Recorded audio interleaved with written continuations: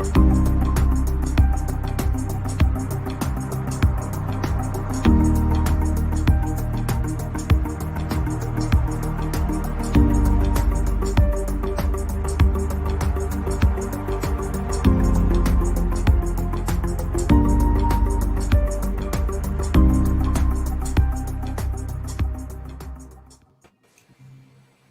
everyone. Welcome Azure Cosmos TV Live TV, episode 35.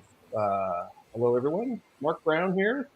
And this week, we're going to talk about a new Logic app connector just recently come out. And I'm joined by Justine and Philip today from the team. Hi, guys. How are you? Hey, Mark. How are you? Good. Doing good. Justine, how you doing?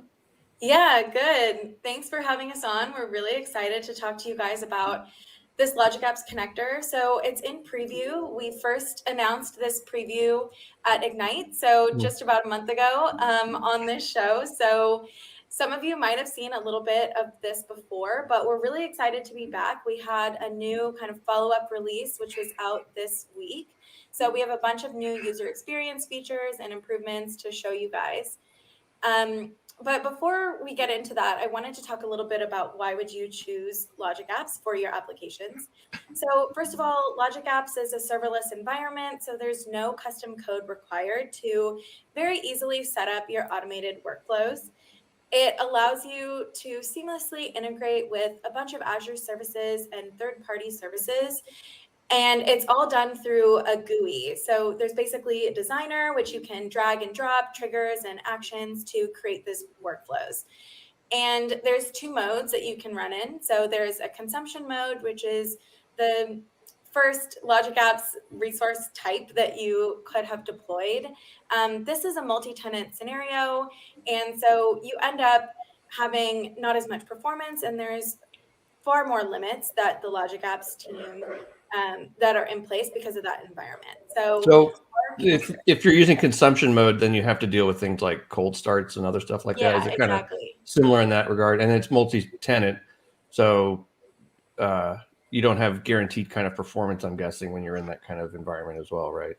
Right, exactly. And there's limits to like how many workflows you can run in a given second. There's like 1,500 per minute. So it's a high limit, but there are limits there. And so for our connector, it's a totally brand new connector. It doesn't share the code base with the managed connector, which runs on the consumption model. And it's actually built for the built-in connector. And built-in literally means it's built into the Logic Apps runtime. So the connector is running right alongside the Logic Apps. This is a really great way to build your high throughput automated workflows. And it's a great fit for event-driven apps because it does have those triggers, not only the Cosmos DB trigger, which we're excited to show you about, but also Event Hubs and Azure Storage and all of the triggers that you know and love.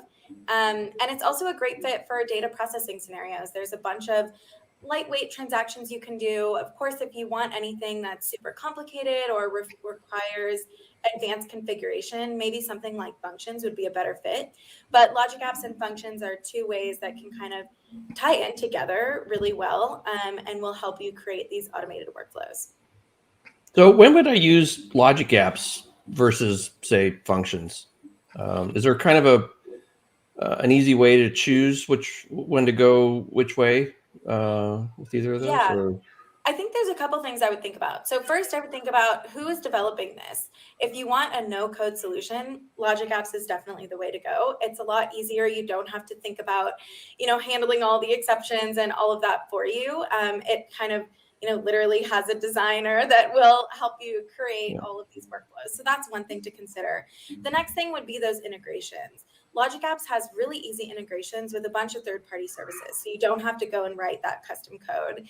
And then beyond that, I'd say it's really up to you. And Logic Apps can call functions. There are actions that you can call functions. So even if you have like a small piece of business logic that you want a little bit more control over, that's totally possible to orchestrate these workflows that kind of use both. And similarly, functions, of course, can call any REST API. So you can call a logic app from functions as well.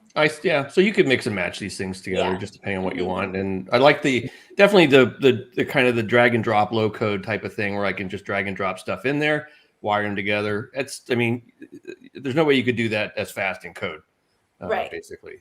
Exactly. Yeah. Yeah. So now we'll pass it over to Philip, who will talk a little bit more about what Logic App Standard is and a little bit more of the details. Okay. Thank you, Justine.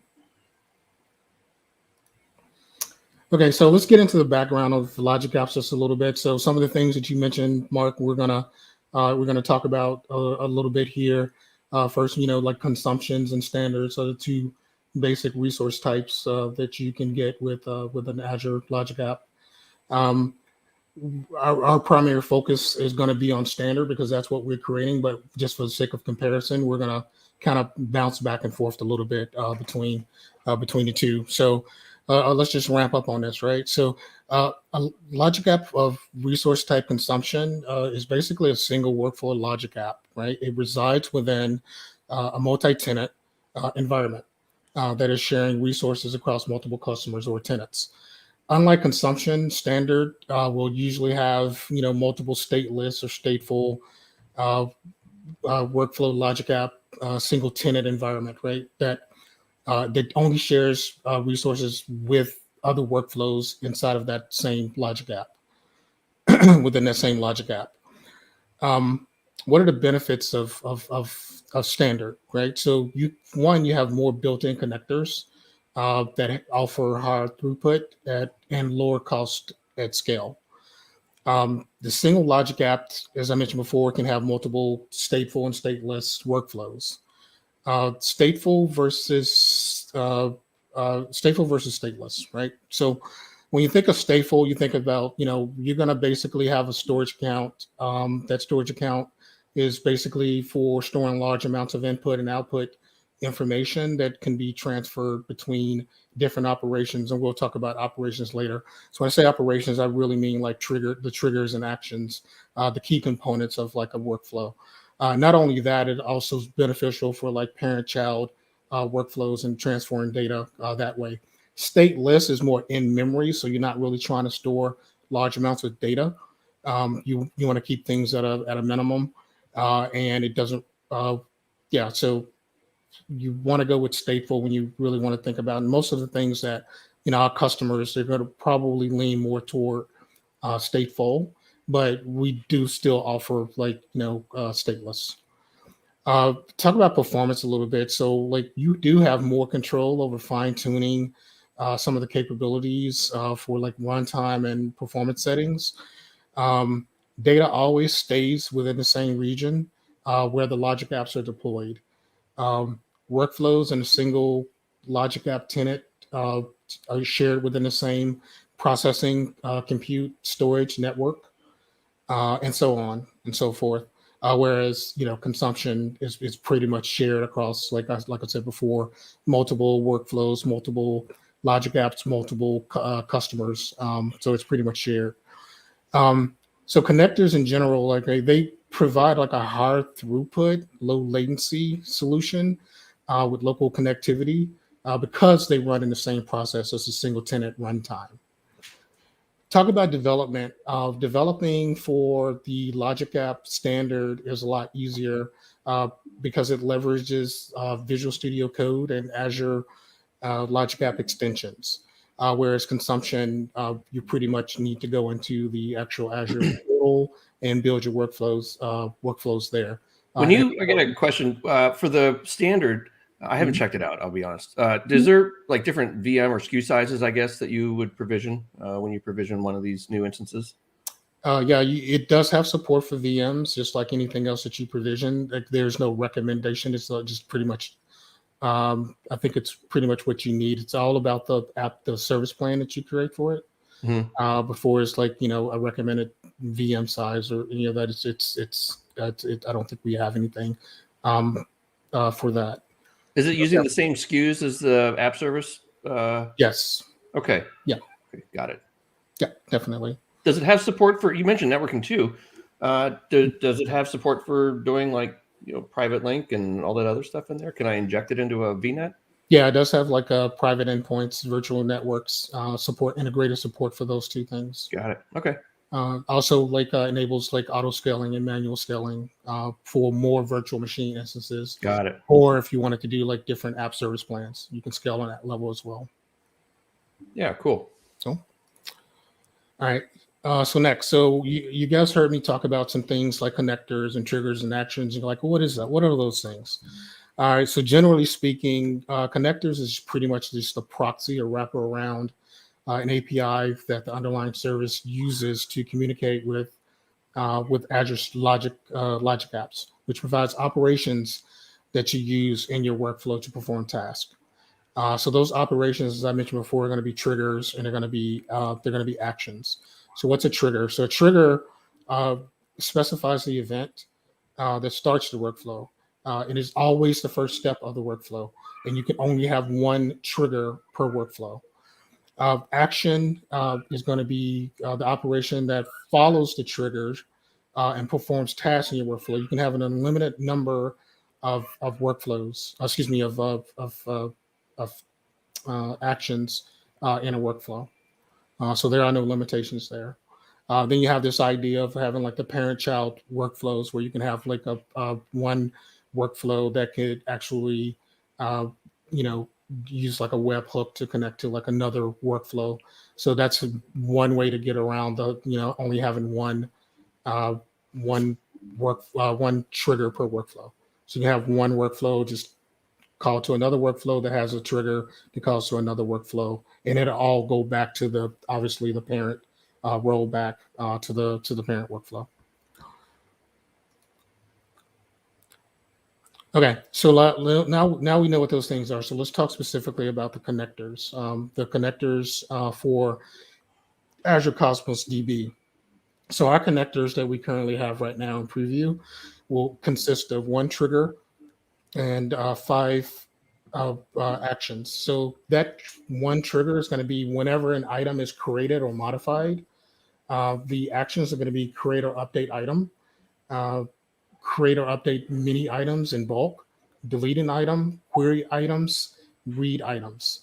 So I'm going to demonstrate each one of these, kind of go into the Visual Studio Code.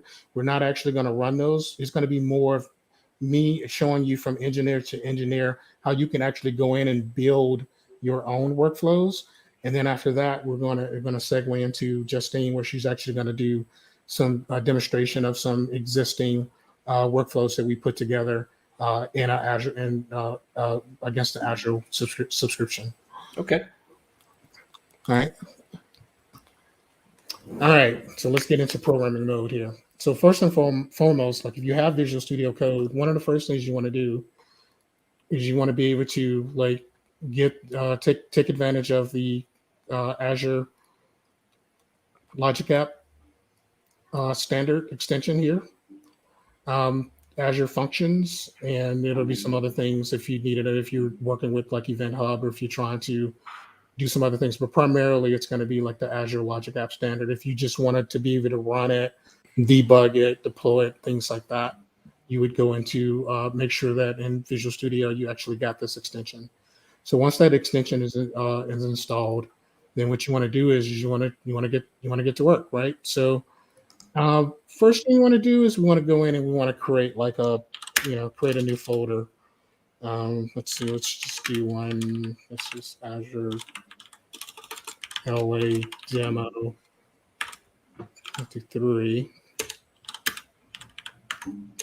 Right. I'm just going to open that up. I'm going to do my terminal here. All right. All right. So as you notice here in Explorer, I have absolutely nothing here, but we're going to solve that problem in just a second. You can go down to your Azure here, and you have an option here for create a new workflow. All right. So when you create a workflow, it's going to prompt you to select the folder. You say yes to create a new folder. Here's the stateful versus stateless that I mentioned before. So we're going to just choose stateful. We just give it a name. My stateful workflow. Okay. And you notice it created a workflow JSON file. And this is basically the behind the designer code. So we're going to pretty much stay out of this, but I'll show you later as we start putting things into the designer. You can go to your workflow JSON and you can actually see that it's going to start throwing in the different necessary elements that are going to get deployed out. All right. So once we're here, we go back to our Explorer and we see hey, here, we have artifact folders, VS Code folders, things that you would normally see here.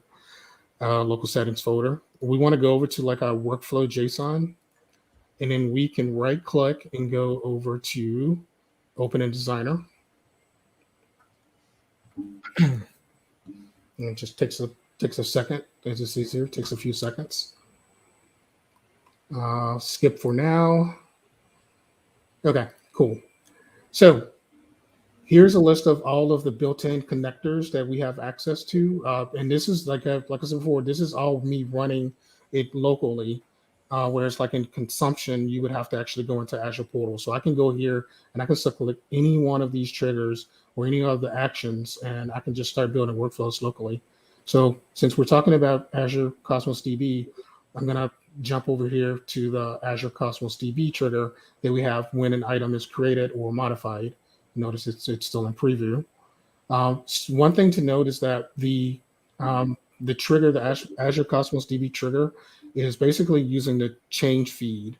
A lot of you that are familiar with change feed and familiar with the SDK know that the change feed is basically responsible for listening to and publishing, items that have been inserted or updated within a specified container.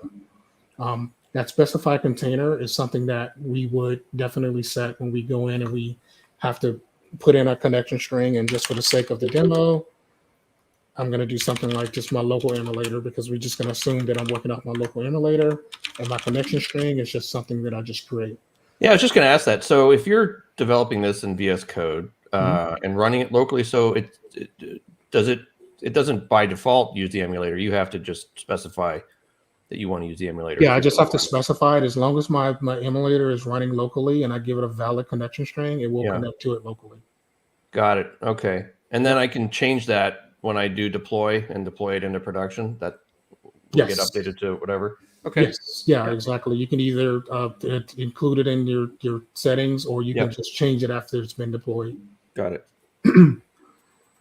Some of the parameters that we were setting for this particular change feed trigger is going to be things like database ID, monitor container ID, lease container ID, whether or not we want to create the lease container for the first time. And then an optional here is if we create a new lease container, then we want to specify what the output is going to be. So there are other parameters that currently exist. These are the ones that we decided to go with for the initial release, but there are things like lease connection string and whether you want to start from the beginning and other things like that. And what we want from the community is basically, for you to give us feedback on what parameters interest you that you feel like are required for your everyday, just business. Satisfying your business needs. So we'll link that out there, and you can kind of give us some feedback on that. And we'll definitely be more than happy to include those in future releases. Yeah, let me put that link up for feedback. I know Justine's going to show it a little bit later, but since you're actively soliciting feedback from our viewers, I'll put that up and people can take a screen cap of that. So you're saying, hey, this thing is still open for design or changes or additions, new stuff in here for how this thing works, right? Absolutely. Absolutely. To add a little context to that, the configuration options, since the trigger is using the same code as the actual Azure Functions extension, there's a bunch of configuration options that are available in the Azure Functions extension that we haven't included here yet. We wanted to keep it really slimmed down for the preview. And so what we're asking here is if you do have configurations that you use in functions that you would like to see here, we want to know about that. Is this using the new V3 or I guess V4? I don't know, the new triggers, functions triggers that I had Matthias on a few weeks ago, and their new triggers are now built on SDK v3 rather than the older v2. Yeah, So, we're not quite using that. That package is still in preview. yeah. And there is, so we're waiting for the extension bundles to be released, but we do Okay. plan to upgrade to that eventually. But a lot of the configuration options from even V2 are still possible to be added here. Okay. All right. Yep, definitely. Okay, so moving on. So now that we have our workflow and we have a trigger, we're going to start talking about some of the actions that we have here. So as I mentioned before, we have like create, update items. So let's start here, right? So some of the same, if you're familiar with the Cosmos SDK for SQL API, a lot of these are going to be required fields. So if you're used to working with that, it's really, really simple. You're just pretty much giving it the same information because it's using the SDK behind the scenes. The version that we're currently on with this particular release is, I believe it's the 3.2023.1 version. But one of the cool things about this is that we're constantly going to be responsible for updating the version. So it's not up to, we're not leaving it up to the clients to update. If I'm not mistaken, JSON patch is 3.22. Are you going to support patch when? Oh yes, that's a good question. Okay. That's a good question. Yeah, so we've already slated to include patch in the next release. It'll still be in preview, but Yep. by the time this gets to GA, we'll have patch included in this as well. Okay. Are you going to, okay, that'll be cool. Are you going to have like support for, I'm guessing, all the patch operations within there as well, right? And are those going to be like separate little actions or like a subset of a JSON patch as an action and then little options within there, I'm guessing, like in the settings? Yeah, we're still assessing what's the best route to attack that. But yeah, ideally, we would probably want to have like one operation that solves it. But if it becomes more complex than it needs to be, then yeah, we're definitely open to separating them out into different operations. We just haven't gotten to that phase in discovery to where we make a decision on that yet. Yep. Okay, cool. Cool. All right. So yeah, some of the same parameters are still required, like database ID, the container. Item would be just a JSON document that you would send through. You have the option of doing a yes or no on whether you want to upsert or not. And then an optional parameter would be partition key. So those that are familiar with the SDK, this is actually using like the upsert item async method on the client. All right, so moving on to the next one, we have the create or update many items in bulk. So this is going to work similar to the single create or update item. The advantage here is that obviously you can create or update multiples. It is definitely leveraging the allow bulk execute option that's on the Cosmos client that is optimized for maximum higher throughput. So you can if you have 5,000, 10,000, whatever large number of documents, then it's optimized to basically handle those. Have you guys? I want to ask a question. Is do you have like transactional batch on your guys' radar by any chance for an action? We did talk about it, and it's not currently on the list, but that's another case where we're very open to feedback. If people want that type of scenario, then we're certainly open to adding it. We did some initial investigation, and it wasn't a priority, like for instance, above patch. I'll put that link up again. Yeah, that's gonna be the theme of the day, right? Let us know. I'm helping to guide the suggestion. I'm giving you a hard time. Sorry, but yeah, just curious. Yep. It's almost like you're in these meetings with us, Mark. Oh yeah, lurking somewhere in secret. All right, cool. So let's move on to the next one. Delete an item. Again, same parameters. Database ID container. Here we want to give it an item ID and then like a partition key. Nothing more complex than that. Move over to, let's just jump to read item. Read an item, database container, item ID, partition key. Same as delete, same as if you were using the SDK, same parameters that are required for that. Again, it's using the read item async behind the scenes. So if you're familiar with the SDK, it's using the exact same SDK, the code behind the scenes. Can you look at, she show me the bulk one again? What is that taking in? Bulk is taking database ID, container, and then like an array of items. Okay. Right. So Okay. I can if I want to go here, usually like a good use case for this would be, and Justine is going to get into this a little later in her demonstration, is that if, let's just say, if I was going from the change feed, right, like the when an item is created or modified, and I have like large amount of documents, and I just want to take that large amount and dump it into like another database and container, then you would just use this and then dump that array into it, that array of items into this field here. Does that make sense? Yeah. So can that be any IEnumerable, like in like a list or something like that, or does it have to be like a dynamic array or untyped array, or? It can. It can accept any type of. It can accept any type of array. Okay. Well, I mean, just think of it like this, right? So if you're here, I mean, you're going to do, some array that's going to look similar to this, right? So you don't really have to specify whether, if it's a IEnumerable or But does that be serialized in JSON already, or? Yeah, I think it does, because there's no code here, right? This is all in the GUI. So you wouldn't have an IEnumerable to pass in, essentially. Yeah, like if you could create one through Logic Apps, then probably. But by the time it gets here, it's already serialized. Got it. So it's got to be serialized already. Got it. Yeah, excellent. Definitely. Okay, cool.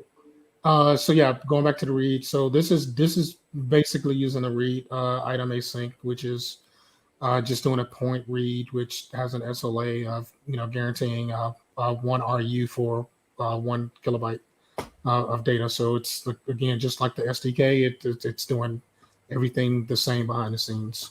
So let me ask you. I got another question for you. Mm-hmm. Let's say I'm doing an update and I fail concurrency check. Is there a way to can I create these things such that I could go back, do a read, or branch off to do a read based upon the error, and then retry the update? Yeah, so Justine is going to get into that a little bit, because she's going to have some real world scenarios. But you can create this. You can create this workflow however you want to create it, using whatever type of rules, because you're not just limited to what. Like, I'm just showing you like the Cosmos. Yeah, each of them. Yeah. There are a lot of other actions here that you can leverage. Workflow operations, control, conditionals, things like that you can go and build a workflow. Anything that you can do in code, ideally you should be able to do it here. I see. Even an event hub, like I could create a dead letter queue in here if I wanted to, and then read off of that basically in another workflow. There's a lot of ways you can split this. I mean, we're kind of showing a linear flow right now, but there's a lot of control options. We're going to go into a conditional case on a status code. So exactly what you're talking about. Okay. Mm-hmm. Yep, definitely. Okay. Last one here. It's going to be. Just give me a second. I think I lost my designer. I think it wants you to click into the choose an operation that you had at the top. That's too light. But that's fine. Hey, I can just do this here. All right, cool. Make sure you save kids. Sorry, it would have failed anyway because I didn't have any of the optional things filled out, so it would have failed.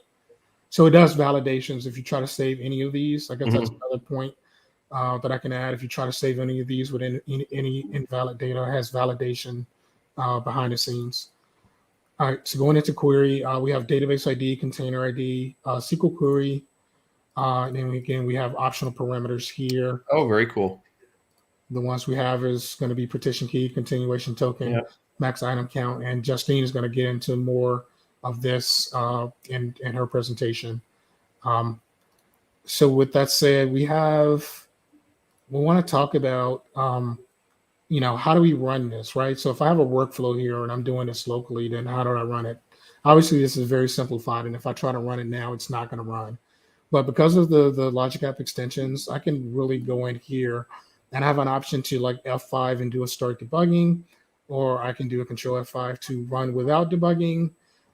If I do start with debugging, then you can actually go into the actual workflow JSON, and then you can actually set breakpoints in here and actually look at some of the outputs and inputs and kind of troubleshoot locally. Again, that's another thumbs up, right, for standard, because you won't be able to do that like with a consumption on a consumption plan.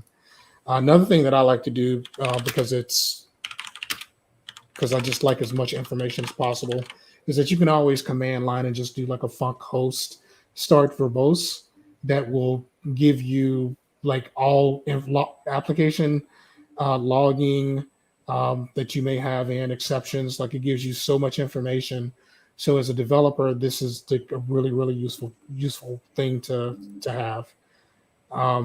It won't give you the debugging because if you want to actually debug, you actually have to go up here.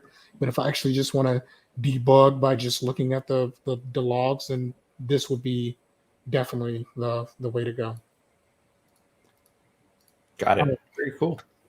So once that's done, let's say everything works locally, you know, in the emulator, or even if you're hitting Cosmos DB that's on your Azure subscription, everything works fine. If you wanted to deploy this, you don't have to worry about going into like an ARM template and provision things there and mixing things up with like infrastructure code. And you can actually just go here and right click inside of Visual Studio Code and just do deploy to Logic App, and it would deploy it out to your subscription. So one of the things is going to ask you, it's going to ask you things like, what subscription are you using?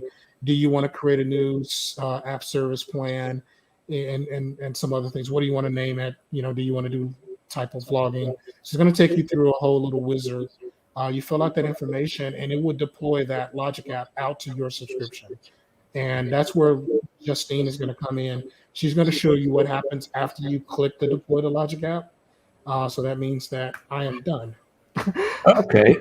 I don't think I have anything else. I've exhausted everything. So well, yeah, awesome. Well, let's flip over to Justine now, and have you kind of take it from here. Yeah, thanks. So as Philip was mentioning, you can obviously deploy this Logic App to Azure. So I've already created a Logic App resource here, and I have a couple workflows created that I want to walk you guys through. So if we go into my workflow list, the first thing I'm going to do is go into this inventory workflow. And if you were with us for the Ignite broadcast last month, this might look a little bit familiar to you, but the reason I want to go through it again is because there's a couple user experience improvements that I want to highlight. So this workflow, imagine I am a small retailer and I have a Cosmos DB database called Products DB, and I have two containers. One is an orders container, and this contains one document for every order that I get into my shop. And I have a second container which contains my products, basically a product catalog. So for this workflow, I'm going to start off with our Cosmos DB trigger. So this is listening to the change feed of my orders container. I already have a leases container, so I'm not going to ask the connector to make it for me. So this will be triggered every time we get a new order. And what do we do when we get an order? Well, we want to look up the product and make sure that we actually have inventory to serve this request. So you can see here, I have a couple parameters that I'm passing into my read an item. I need to know the item ID and the partition key. So how did I find that? What I'm doing is actually looking into the content that was an output of my trigger, and I'm indexing into it to get my product ID. So I'll just click here and show you what that would look like. So you could go to the expression tab and you can find this function called trigger body. This gives you the body of that trigger. And we're going to be looking inside of the content object, and then again inside of content. So now once we've gotten to the content level, this is actually just the document that was passed in. So I can look for any property that I know exists in my document. In this case, I want the product ID, because the product ID for my order corresponds to the actual product ID in my products database. So if I say okay there, we can see that's how I got this little blurb. And Logic Apps kind of like changes the color once you've saved it. So that's why it looks a little different. It's just kind of evaluating this, this expression. But that's a little bit clunky. I don't really want to have to do that every time. I don't want to have to remember exactly like what to look in content and then look for the properties of my object. So there is another way that you can do this, and that's by using the Parse JSON. So for a slightly different example, now we're going to be looking at the content after we've gotten our product back. What does that look like, and how can we use those product properties later in the workflow? So really similar, I've just clicked into content. We give you a lot of dynamic content that you can work with as an output from read an item. And a lot of these are actually new. So some of this stuff you had to explicitly parse before, like we just showed you in the last step, and now it's given to you automatically. So if you remember last time, we had to like parse out the status code ourselves. Now it's just given to us. And a bunch of other details here if you want to know like how much the request cost and etc. Yeah, e-tag I see in there, so great. Yeah, e-tag, exactly. Yeah. So if you wanted to make sure that, optimistic. Few concurrency checks there, I can get that, compare. Yeah, exactly. very cool. So we made it really easy for you. I'm just going to click into the content because this is what I want to look at. What was the document that was passed back from read an item? And I can go in here and create a sample schema. So I've already created one. My product is super simple. I just have an ID, a name, and then a quantity value. So once I have this, I can actually use all of these properties directly through the dynamic content pane. I don't have to kind of type it myself as we just showed you. So Mark, this is what you were talking about. We have a condition step here. So this is kind of like an if statement in Logic App land. And I actually have two conditions. So the first one is checking our quantity. This is that quantity that we just got back from the read an item. We want to make sure that quantity is greater than 0. I can't process an order that I don't have inventory for. And the next thing is checking a status code. So again, this is given to us directly. We don't have to parse for the status code object anymore. And we want to make sure it's equal to OK. This is a really important step because when I first made this, I typed in 200 and my workflow wasn't working. And I was like, what's going on? So all of Logic App status codes are actually the string representation. So that is one really important call out to note. And that's across Logic Apps. It's not just for our connector. So does it have all the HTTP status codes in there? Like, could I check for a request? Could I do a 429 check in there? Yeah, definitely. So this status code is just, it's like whatever the status code that's returned. And then the text that you write here is good. So I forget what the 429, it's like too many requests or something. So request too large, something like that. I can't. Yeah, something. Yeah, too many requests. That's it. You should check what the text is before you do this in your own workflows. But it'd be something like that. So I could put anything there. I mean, that's just a string. But I happen to know what I'm looking for in this case is OK. And that's a good thing to note. Like, say it was after the creator update item. Maybe you want to check for created. Maybe here we wanted to check for not found, right? So you can check for whatever you want and then create your own conditional flows based on the status that you are specifically looking for. Yeah, this is great. So let's say both of those conditions were met, and now we want to actually update our product. So I have a creator update item action here. We are still using our products container, and this time we're going to create the item. And here, since it's super simple, I can just pass my ID back, my name back, and then we're doing something for the quantity. So I'll just show you really quickly how I built this expression. There's a bunch of expressions given to you by Logic Apps. I'm using the subtraction one. So this will basically just subtract two things from each other. So I can go back to dynamic content, really easily click quantity. So I don't have to remember what that expression is. And then I'll just pass in a 1, which is basically subtract 1 from whatever the quantity was. My ordering system is super lame and I can only process one event at a time, but that's okay. So there we go. And I have this twice. So obviously I'm not going to save these changes to my workflow. But what if it didn't work? I'm actually going to send myself an email. So I wanted to let myself know I have low inventory for whatever product it is, how many are remaining, and then also a note to myself, hey, I might want to go check this order status because something might be wrong with it. We didn't have enough inventory. So if I switch back over to the overview, definitely don't want to save that. Don't want to have double subtraction everywhere. I can actually trigger this. Remember, it was based on the change feed of one of my containers. So I'm going to go over here to my orders container, and I'll just create a new item, simulating a new order. Product 1 is really popular today, so I'm going to make order 6, and I will also go ahead and make order 7. Everybody wants product 1. And now when I switch back over to my inventory workflow, I should be able to refresh this, and we should see, there we go, 2 new runs. I'm going to click into the last run, most recent one. Oh, and here it is. Jump the gun a little bit. This was my email. So we can see my awesome product has 0 remaining, and I should probably go back and verify order 7 because they might not be getting their awesome product. One other thing I wanted to show you, this is new. So we now have this details pane populated from all of your actions after they're running. So if you remember, I was trying to tell you, first you go into content and then you have all your properties. It might be a little bit hard to follow and hard to remember. So you can really easily look at what does that output look like. And if your expressions aren't evaluating properly, you can go in here and see exactly what you're looking for. Obviously, you can do this in debug mode in Visual Studio as well, which is probably the preferred method. But say you already are in Azure and you want a little bit more insights, this is how you do it. And we can scroll and we can see, our condition and send an email. So all of that worked.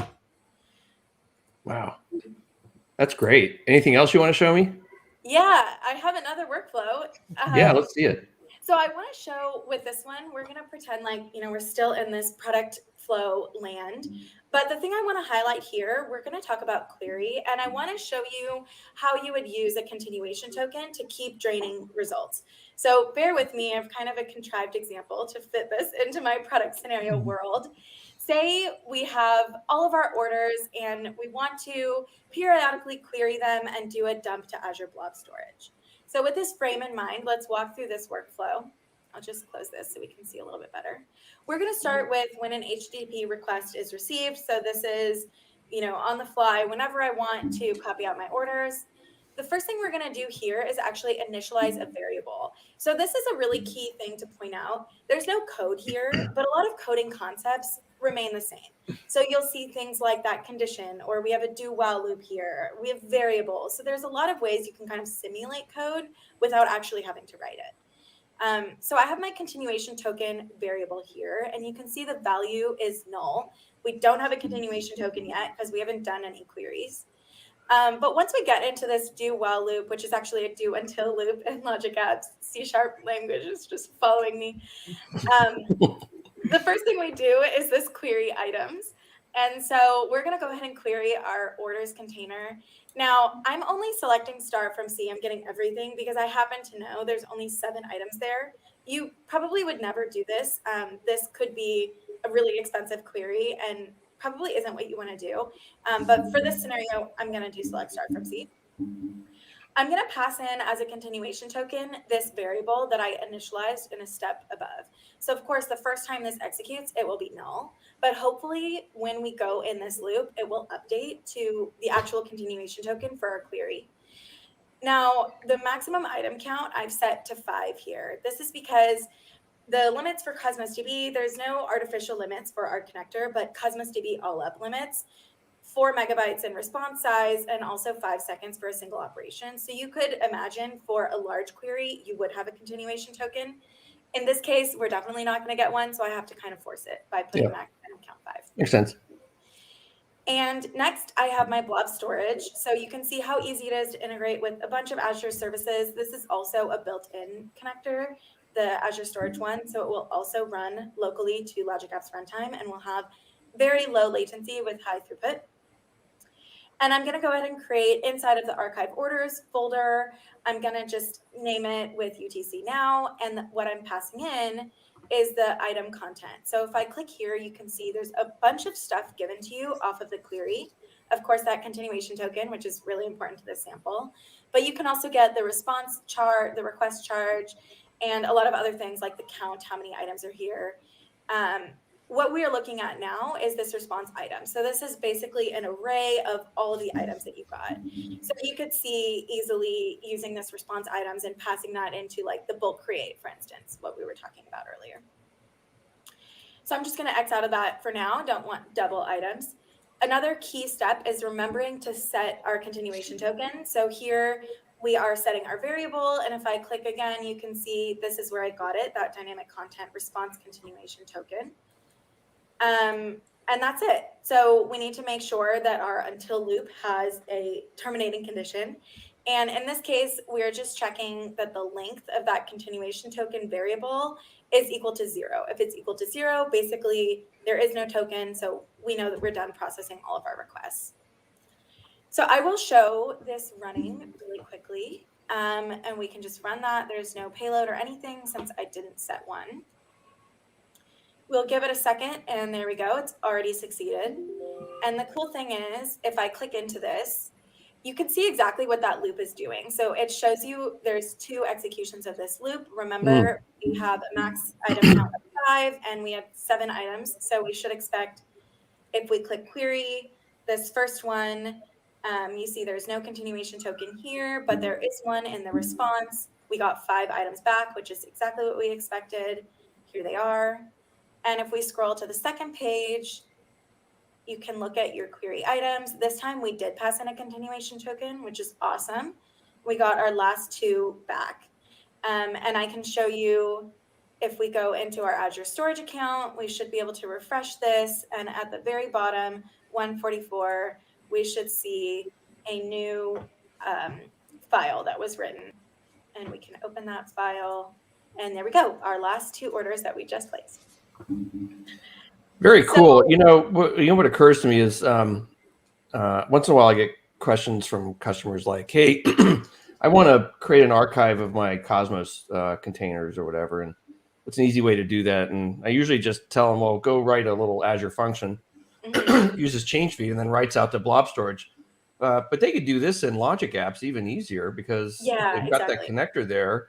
And they could either do using the trigger in there for insert or update and write it that way. Or they could do a query and run like a batch job, like when it's like in the middle of the night or something like that, and then just basically dump an entire container into blob storage. Yeah, exactly. And I probably wouldn't recommend doing a query like select star like I have, because of course, next time this runs, we have duplicates. So you can make this a lot better, but this pattern is a really easy way, especially, if you are just trying to do an archive, it's just a straight dump, something like that. You don't have a lot of extra configuration that you want. This is a really easy way to get started. So I think it's a great option for that. It's for cases where they want to basically take an entire dump of their container. I mean, you got no choice really. You got to query the whole thing, but but at least this is simple, and you could probably scale it up or down just so you're not killing your live production containers by just limiting the size of the instance this thing is running in, right? Because it can only go so fast if it's small. So that's actually one other quick demo I was going to show is how it scales. And basically the Logic Apps environment that I provisioned is the smallest app service that you can possibly create. But you can see if I go through and create a new workflow, this will be called my copy events workflow. You can see the difference in scale and like how many items I'm sending and processing at a time. So if we go into copy events, I'll just kind of to set this up, create really quickly a super simple workflow. This is exactly a pattern that you might see from functions. We're going to start with our Cosmos trigger. This time I'm going to look at my events DB. My monitored container is going to be events. And say I just wanted to create a copy of that. So we'll go to create or update item. I'm still looking at events DB. And this time the container I want to copy them to is copy events. The item, I'm just going to take the item content and we can save that. So to show you a little bit how this would scale, I have a console application here, which I've already written, and it's super simple. The first line, you can see we are allowing bulk execution on that. We are going to be using the container, this events container that we just set up, And I have two variables here, which are important in terms of how much throughput we're actually sending to this thing. The first is the batch size. So I'm going to create batches of 100 documents, and I'm going to sleep every 100 milliseconds. So this will end up creating about 1,000 documents a second. And you can see the documents I'm creating are super simple. I'm just creating a new GUID, a random number, which could represent, in a real scenario, maybe this is a sensor reading from an IoT device or something like that. And I'm just sending a timestamp. So if I actually go ahead and start this workload, we can see it start processing events, writing 100 records. And then we can go into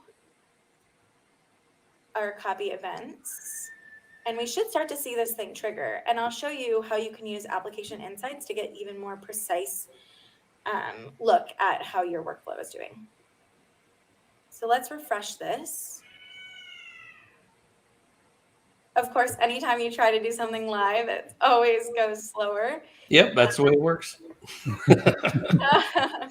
I'm also writing 1,000 events per second, which maybe is a little bit much for my little laptop to handle. We'll just give it one more second, and I do have application insights logs from a run that I had earlier today, just as a backup. But I want to give it one more try. Okay, while this loads, oh, here we go. There you go. Copy events. Of course, as soon as you give up on something, it's like, no, I can do it. Yeah, I'm here.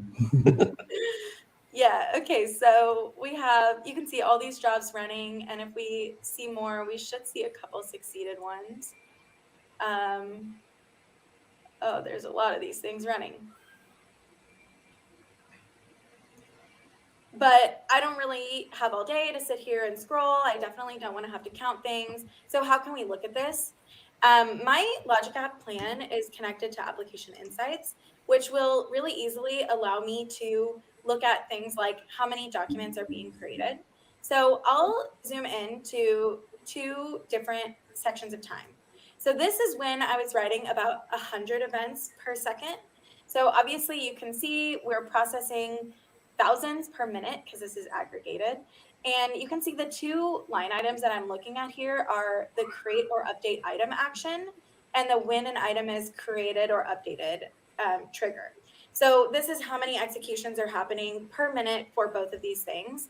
And you can add a new metric. Let's say we wanted to look at, this is the copy events workflow. So let's say we wanted to look at the successes.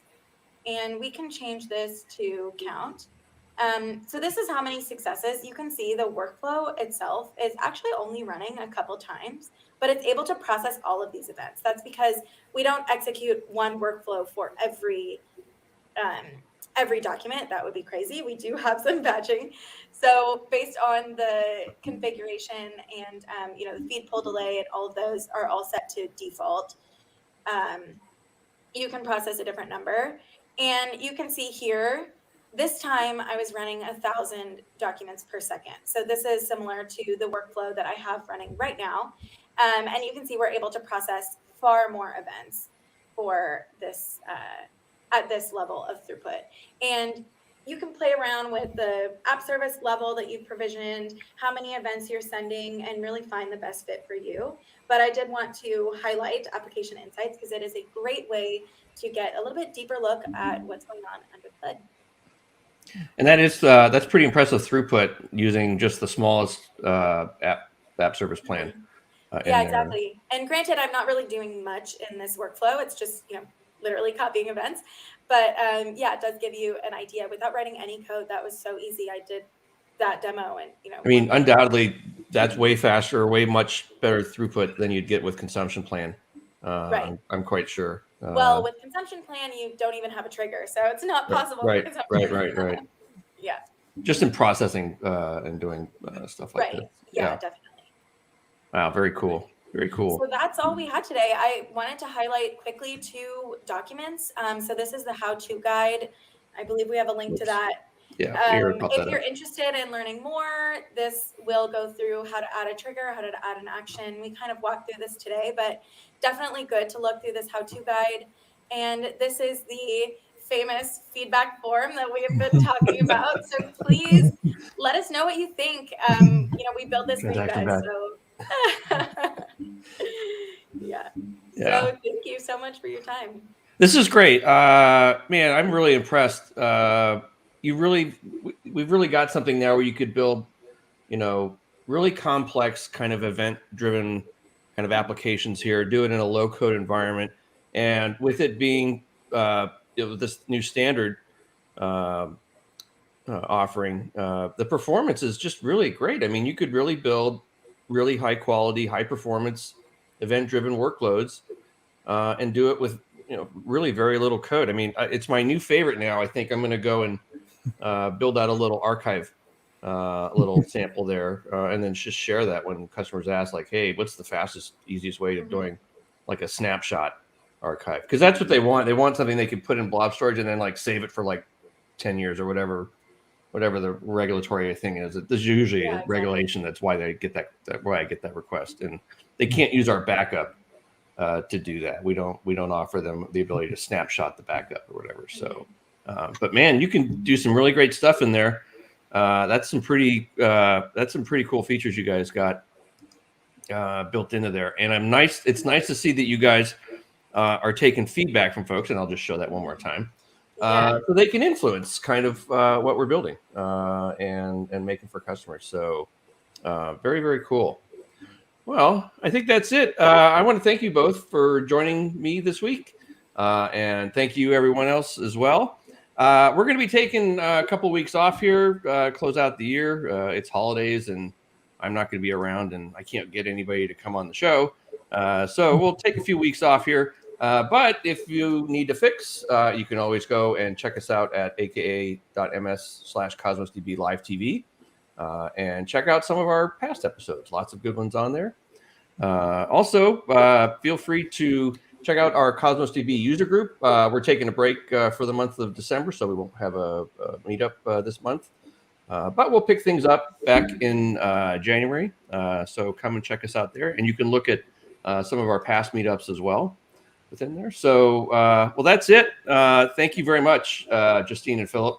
This is really, really cool. You've given me something to go and play with during Christmas break. So Great. I'm going to enjoy this. This is very, very cool. So, all right. That's it. Thank you very much, everyone. And we'll see you next year. Cool. Thanks. Thanks, Bye. everyone. Bye-bye.